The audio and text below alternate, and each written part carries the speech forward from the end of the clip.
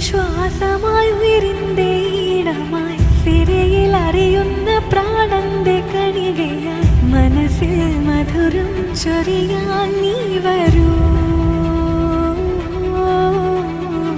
ഹൃദയം കുളിരായി തഴുകും തെന്ന്